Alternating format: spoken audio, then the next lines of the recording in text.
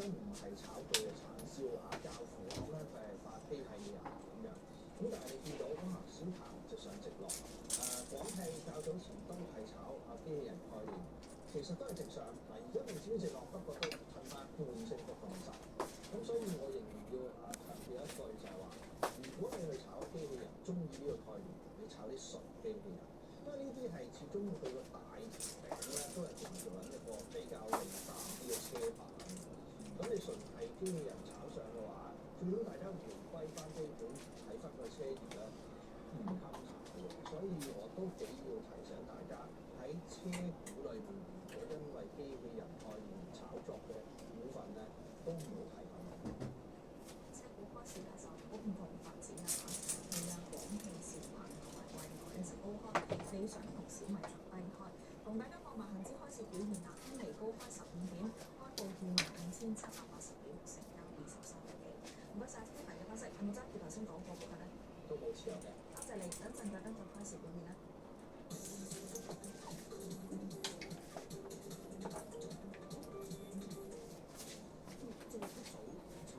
租賃嘅租期為2年，租客有權獲得續租1次，續租租金加幅唔可以高過差餉。高衡量4萬加7成現最1年全港通通溫鋪今日全頁零至專版80大優惠，快啲買啦！用匯豐稅運加權萬年前，實際餘額開始跟住落上。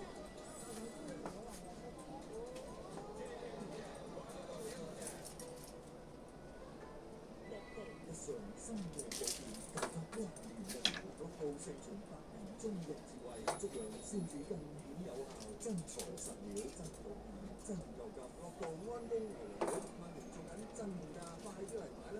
我就係嚟一煲，做一煲，同一時間選擇多人嚟啦！公仔飯，到處務實嘅香港文化，每一粒米都係天大熟習。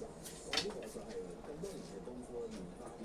東方標行天個貪錢天，老友記18、19號晚82台 TVB Plus， 由比利時童話般嘅尖頂到蘇格蘭嘅壯麗高地，翱翔天際，俯瞰歐洲最偉大嘅城堡，揭開西方歷史嘅神秘面紗和壯闊傳奇。穹蒼下的城堡，星期4晚8點半，明珠台。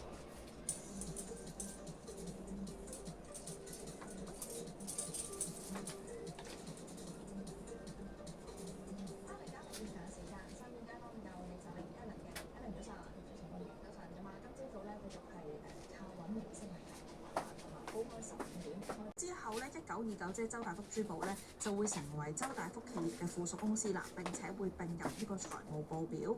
咁啊，公司咧喺致函俾銀行嘅啲信件入邊咧，都提到話會改善到周大福企業嘅盈利質素啦，同埋降低負債比率嘅。